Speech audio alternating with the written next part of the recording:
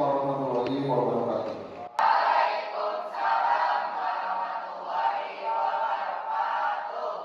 Selamat siang teman-teman semuanya.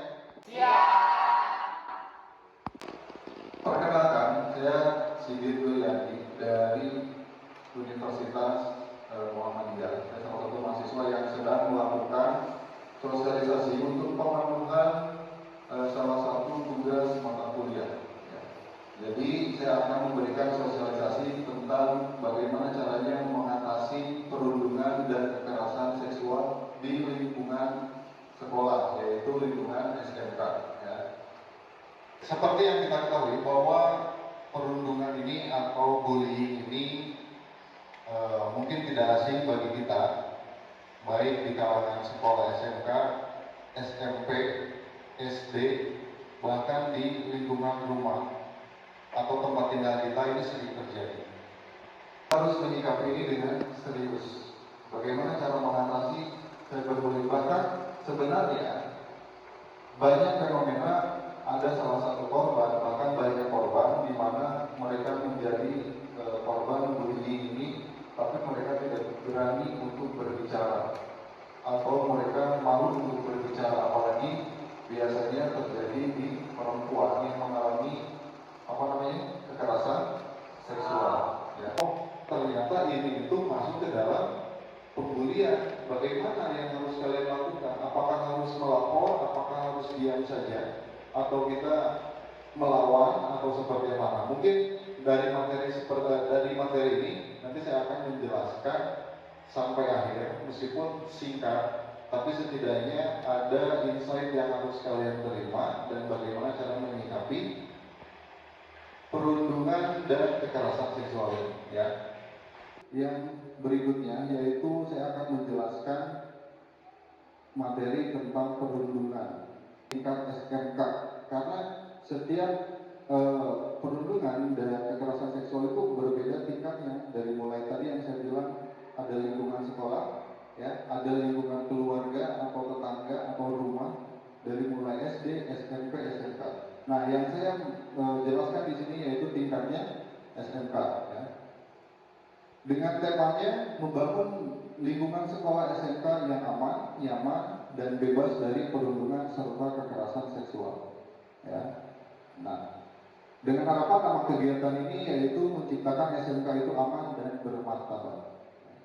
Dari fenomena-fenomena yang ada di sekitar kita, maka kita akan muncullah sebuah keresahan baru, ya. Contohnya yang pertama yaitu keresahannya dimulai dari kasus perundungan dan kekerasan seksual di sekolah itu ternyata masih sering terjadi tanpa kita sadari. Kadang berbalut dengan bercanda, sering kayak gitu ya. Nah, terus yang keduanya, keresahannya yang kedua yaitu lingkungan belajar yang aman itu ternyata sangat penting bagi perkembangan siswa. Nah, ketika siswa sudah merasa aman, terhindar daripada namanya pembulian, perundungan, maka menciptakan sebuah lingkungan yang aman dan nyaman itu sangat mudah. Ya. Nah, tapi ternyata pada dasarnya itu belum terwujud dan belum terjadi. Nah, makanya akan masuk menjadi latar belakang yang harus kita bahas hari ini. Berikutnya adalah sekolah itu perlu membangun budaya saling menghargai dan peduli. Ya. Tidak menutup kemungkinan masih banyak lingkungan sekolah yang cuek, yang acuh, yang tidak peduli kepada lingkungan siswanya. Apakah siswanya itu merasa tertekan, apakah siswanya itu merasa terbuli, ya, atau dirundung oleh temannya. Nah, kebanyakan ya justru sumber daya sekolahnya itu sendiri, seperti gurunya sendiri pun kadang masih suka melakukan seperti itu. Pernah melihat seperti itu ya? Nah, nanti teman-teman bisa memberikan edukasi juga ke teman-teman yang lain di kelas, ya. Nah, tujuannya di sini ada 3, yaitu meningkatkan kesadaran kita sebagai siswa tentang bahaya perundungan dan kekerasan seksual. Jadi ini sangat berbahaya sekali sebenarnya. Ya. Yang kedua, mendorong keberanian bagaimana caranya kita melapor dan saling melindungi. Nah, ini lebih ke kepekaan dan kepedulian kita sebagai manusia, baik melihat lawan jenis atau sesama jenis. Jadi jangan merasa itu mah ada perempuan, saya mah laki-laki, bukan urusan saya. Ya, jangan seperti itu. Ya. Terus yang ketiga, tujuan ini agar membangun budaya sekolah yang aman dan bermartabat sesuai dengan nama kegiatannya.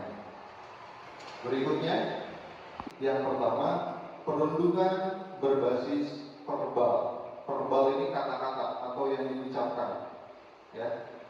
Jadi kalau ada istilahnya kamu tersinggung karena ada seseorang yang berbicara dan itu tersinggung, maka itu termasuk ke dalam perundungan atau pembulian. Tapi kalau seandainya ada seseorang atau ada teman yang mengucapkan kata-kata tapi kamu tidak tersinggung, itu tidak termasuk pembulian. Jadi bagaimana kita menerimanya dulu? Paham ya?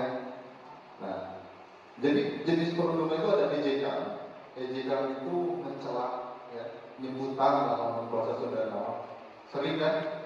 Ya. Terus hinaan, menghina, menjatuhkan harga diri, ya. Menghina, menjatuhkan harga diri itu sama ya. Terus ancaman, mengancam. Di sini ada teman kalian yang mengancam atau melihat atau menyaksikan seseorang sedang diancam oleh orang lain.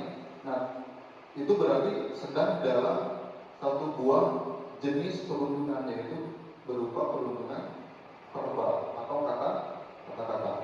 Nah, yang kedua ada perundungan secara fisik. Apa aja? Yang pertama, memukul, ya, memukul, mendorong, terus merusak barang, amuk-amukan. Tapi amuk-amukannya itu misalkan lempar kursi, lempar barang, yang sehingga itu bisa menyebabkan seseorang itu terluka atau merasa sakit, baik secara fisik maupun mental. Nah, itu masuk jenis perundungan. Dan yang ketiga ada cyberbullying. Dari kata awalnya itu cyber, ya, berarti ini termasuk ke dalam intimidasi melalui media sosial atau internet. Nah, ini udah sering ya, ejek-ejekan di kolom komentar atau di inbox, ya, di direct message, di Instagram, ada yang mengancam. Nah, itu masuk ke dalam cyberbullying. Ada yang kirim foto yang gak jelas, ya, atau bikin stiker di WhatsApp, pernah? Sering ya? Nah, itu termasuk ke dalam pembulian, hati-hati. Bikin stiker nih, misalkan ada salah satu siswa di sini dipoto, tapi gayanya yang ya kurang lah. Terus di crop, dibikin stiker, terus dimasukin ke grup. Nah, itu termasuk ke dalam cyberbullying. Tetapi itu akan menjadi cyberbullying kalau syarat yang kedua terpenuhi. Apa tadi? Si korban itu merasa sakit hati. Tapi selama itu dalam ranah bercanda atau si misalkan fotonya nggak bagus nih, tapi dia nggak sakit hati, ya, dia cuma ya oke lah, itu cuma bercanda. Apakah masuk ke dalam pembulian? Tidak. Selama siswa ini tidak merasa sakit hati. Paham ya? Jadi kita bisa menggunakan konteks bercanda ini, ya harus sesuai dengan tempatnya. Paham? Kalau kita lagi serius nih, tiba-tiba kita niatnya bercanda, tapi dia ternyata tersinggung. Nah, itu hati-hati, bisa masuk ke dalam pembulian. Ya, itu SMP, SMA, apalagi sekarang lagi maraknya di pondok pesantren. Pernah dengar kan tentang apa kekerasan seksual? Nah, ini harus kita perhatikan. Yang pertama, biasanya perilaku tidak pantas secara verbal maupun fisik. Kemudian hampir sama dengan pembulian tadi, kata-kata, tapi kata-katanya yang merujuk kepada ranah seksual, menyebutkan kelamin misalnya, kamu dasar kelamin misalnya. Pernah kayak gitu dengar ya? Laki-laki misalnya, atau perempuan juga sama, meskipun ranahnya bercanda, tapi kalau itu terus-terusan apa namanya dibiasakan, nah itu masuk ke dalam pembulian juga. Terus yang kedua, pelecehan melalui media digital. Nah, ini yang sering terjadi, ya, kita menyebarkan link. Ternyata pas dibuka linknya, oh ini videonya video syur misalnya, ya, video olahraga. Terus misalkan ada lagi yang mengirimkan gambar apa, ya, gambar kelamin. Pernah tahu informasi kayak gitu? Ada yang ngirim pesan, pas dibuka itu gambar kelamin. Nah itu termasuk ke dalam cyberbullying, tetapi masuknya ke ranah kekerasan seksual digital. Boleh nggak kita melapor? Bukan boleh, tapi wajib melapor. Kepada siapa melapornya? Nah, nanti kita jelasin. Kadang teman-teman di sini suka bingung, ini kita mau melapor ke siapa? Kita mau bilang-bilang ke siapa? Apalagi kita sebagai korban, ya. Nah yang ketiga, pentingnya menghormati batasan dan privasi setiap individu. Nah ini juga kalau kita sandingkan dengan adab dan etika, ya, kalau kita semuanya muslim semua ini, itu kan ada adab dan etika, ya, ada sopan dan santun, ada norma juga. Kalau kita pakai dan kita terapkan itu dalam kehidupan kita sehari-hari, harusnya tingkat kekerasan seksual ini minim. Bahkan hilang. Tapi kalau seandainya kita tidak menerapkan etika, sopan santun, tata krama, ya, cara kita berpakaian, cara kita berhias diri, berdandan, ya, kadang kita merasa supaya jadi korban kekerasan seksual, padahal diri kita sendiri yang berdandan dengan kain orang di sana, memikat perhatian orang lain, atau bergaya busana yang terbuka, itu kan sudah jelas-jelas, ya, melanggar norma dan etika. Kalau dalam Islam juga itu sudah diatur, jelas. Nah, jadi jangan dulu kita menyalahkan orang lain, oh mungkin dirinya sendiri yang salah, kenapa berdandan seperti itu, kenapa berpakaian seperti itu, sehingga menimbulkan pemicu awalnya adalah ketertarikan seseorang kepada seseorang lain. Paham maksudnya? Ya. Nah, korban pembulian atau korban kekerasan seksual. Di sini ada 3, sebenarnya banyak. Ini dirangkum. Pertama, menurunnya rasa percaya diri. Benar kan? Kita nggak pede ini ke sekolah karena kemarin sudah dilecehkan, malu di sana.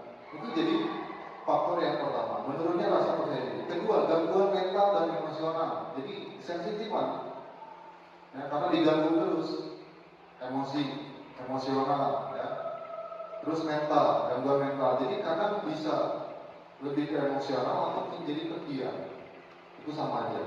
Yang ketiga, prestasi belajar menurun dan traumanya berkepanjangan. Sebenarnya secara tidak langsung traumatik itu akan ada. Ya, apalagi yang tidak terbiasa dibully atau belum pernah merasa dibully, terus sekalinya dibully atau mendapatkan kekerasan seksual, itu akan trauma berkepanjangan. Ya, jadi jangan dianggap sepele. Apakah ini berlaku hanya ke perempuan aja? Tidak, jangan salah, laki-laki juga ada. Misalkan nih, laki-laki ada yang nyolek bokongnya atau bokong, pantatnya dicolek sama laki-laki lagi atau sama perempuan, itu udah pelecehan seksual. Ya, gitu. Komunikasi sehat antar siswa dan guru, jadi kita harus berkomunikasi, ya. Melaporkan setiap kejadian, setiap aktivitas di kelas. Kalau kalian punya wali kelas, nggak apa-apa, ceritain ke wali kelas. Mau perempuan, mau laki-laki, Bu, tadi itu di kelas ada yang seperti ini. Pak, tadi itu di kelas ada yang seperti ini. Laporkan saja. Ya. Sebelum nanti itu menjadi jamur, ya. Jadi merupakan ke satu kelas yang lain kalau kita diamkan. Yang kedua, membentuk tim pengaduan yang aman dan terpercaya. Nah, biasanya ada tim, ya. Kalau tidak ada tim, biasanya larinya ke guru bimbingan konseling. Laporin aja. Kalau kita nggak berani lapor ke wali kelas, laporkan ke bimbingan konseling supaya menemukan solusinya. Terus yang ketiga, mengedukasi siswa tentang etika dan empati. Jadi kita harus punya etika. Tadi yang saya bilang etika berias. Perempuan itu diwajibkan berias. Kalau dalam Islam wajib berdandan. Ya, jadi kalau ada perempuan tidak berdandan, kayaknya bukan muslim. Muslim itu wajib berdandan untuk perempuan, tetapi dandannya seperti gimana dulu, ya. Jadi berias itu sewajarnya. Terus berpakaian itu ada etikanya. Nah, yang berikutnya etika dan empati. Empati itu rasa berbagi perasaan dengan orang lain. Ya, jadi harus peka, harus peduli. Jangan sampai melihat temannya dibully atau merasa dilecehkan, kita diam aja. Ya. Nah, itu harus lebih tinggi lagi kepekaan. Apalagi kalian sebagai korban melapor, nah itu salah. Harusnya melapor. Melapor ke siapa? Boleh ke guru, ke wali kelas, ke guru bimbingan konseling, atau mau lapor polisi bisa nggak? Bisa, lapor aja ya ke polisi. Kalau misalkan di luar daripada lingkungan sekolah ya, atau ke orang tua pun sama boleh. Yang penting melapor. Yang kedua, nah ini harusnya guru itu menjadi teladan dan pengawas aktif ya. Nah, ini nanti akan saya sosialisasikan ke gurunya supaya mudah-mudahan guru-guru di sekolah ini juga aktif mengawasi kalian ya. Di sini nanti nggak sengaja kelihatan karena tidak ada yang berani melapor, nah keciduk sama gurunya langsung karena gurunya aktif mengawasi. Terus ketiga, kolaborasi sekolah dengan orang tua ya. Nah ini mudah-mudahan di SMK Ganesha ini orang tua dan gurunya itu aktif berkomunikasi ya. Berikutnya, generasinya siapa? Ya kita semua, siswa-siswa di sini. Sekolah aman akan menciptakan generasi yang hebat. Mari bersama menciptakan lingkungan SMK Ganesha yang nyaman dan bermartabat. Ya, itu martabat. Stop perundungan dan kekerasan seksual. Ya. Nah mungkin itu aja ya sosialisasi dari saya. Terakhir, mari ciptakan sekolah yang aman, nyaman, dan bermartabat. Nah itu, sebelum kita lanjut ke sesi berikutnya, saya ingin kalian tepuk tangan dulu semua. Mudah-mudahan meskipun ini singkat, tapi ini bisa menjadi pengingat untuk kita semua bahwa kalian itu tidak boleh berdiam diri ketika menghadapi situasi atau menyaksikan adanya perundungan dan kekerasan seksual, apalagi kalian sebagai korban.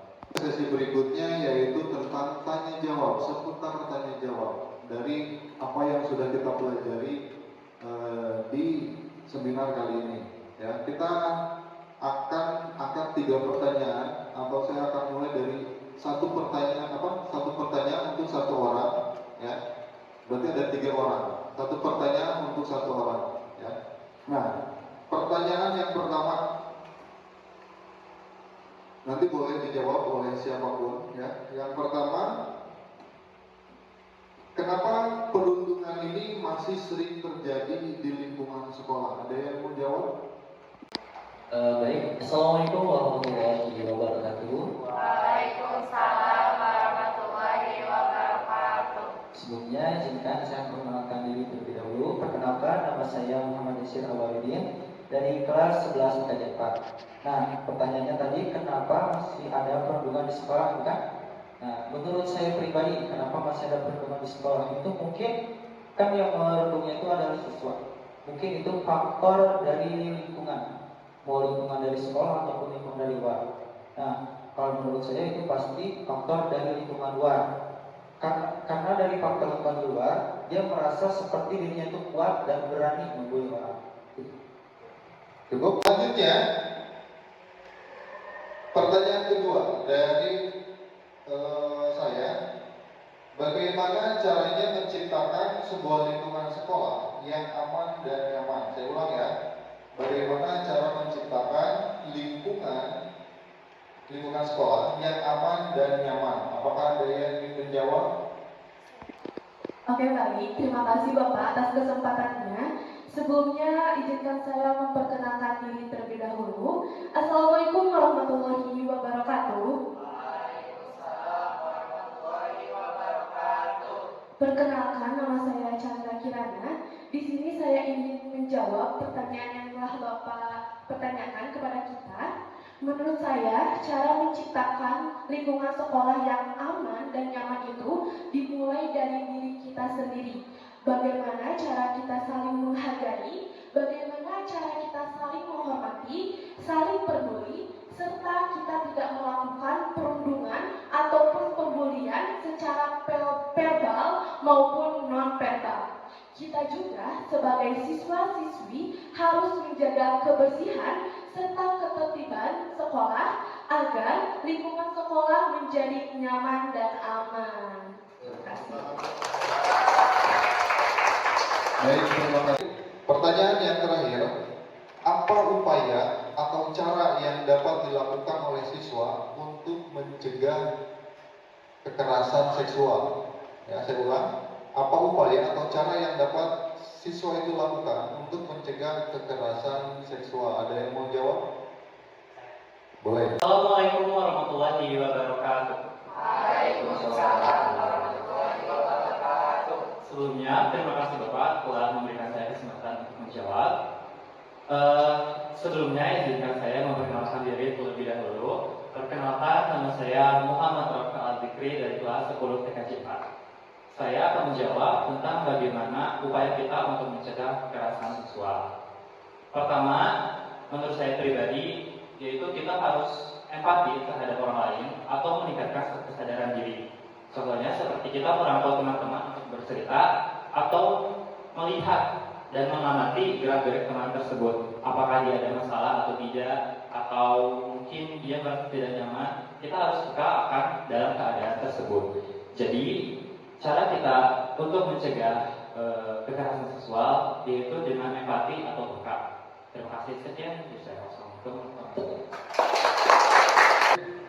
Kita masuk ke sesi berikutnya, yaitu kita akan memberikan tugas untuk kalian, di mana kalian ini harus mensosialisasikan ulang kepada teman-teman kalian. Nah, bagaimana caranya? Kita akan lakukan kerja kelompok untuk kalian membuat sebuah tema kegiatan, nama kegiatan, dan bagaimana teknis mensosialisasikan kepada teman-teman. Nah, kita akan buat 1, 2, 3, 4 kelompok. Nah, kalian bisa melihat contoh poster seperti ini. Poster ini akan saya bagikan kepada kalian. Kalian boleh melihat atau bahkan nanti kalian boleh menempel, ya, baik di kelas maupun di area lingkungan sekolah, untuk nanti ini sebagai contoh. Tetapi tugas yang akan kalian kerjakan nanti itu harus membuat poster ulang yang hampir sama seperti ini, sesuai dengan tema dan kegiatan yang akan kalian sosialisasikan kepada teman-teman kalian. Jelas? Oke.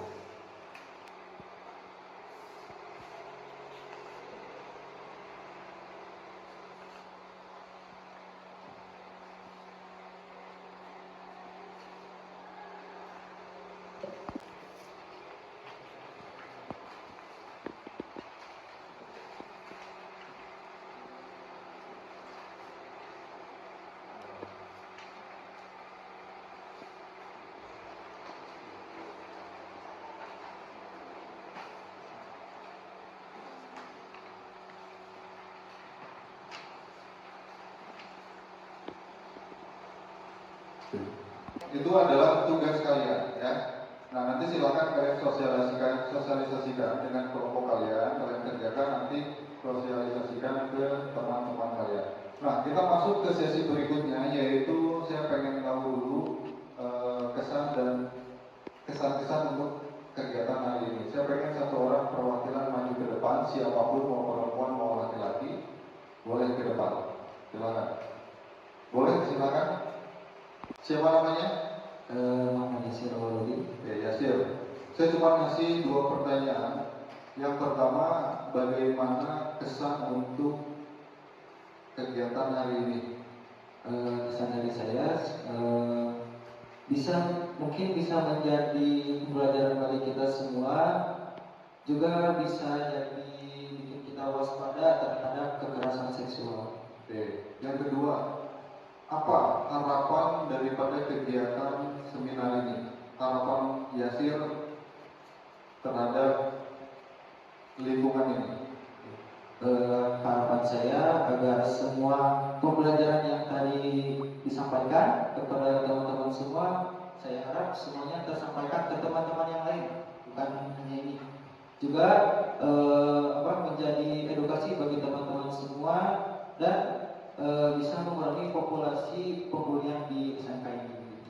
Baik, terima kasih Yasir. Ya. Tepuk tangan dulu semuanya. Oke, baik. Kita sudah berada di penghujung acara, di mana seminar ini sepertinya kita cukupkan, ya. Mudah-mudahan seminar ini atau sosialisasi ini bisa sesuai dengan apa yang kita harapkan. Seperti tadi yang Yasir bilang, bisa mengurangi angka pembulian di lingkungan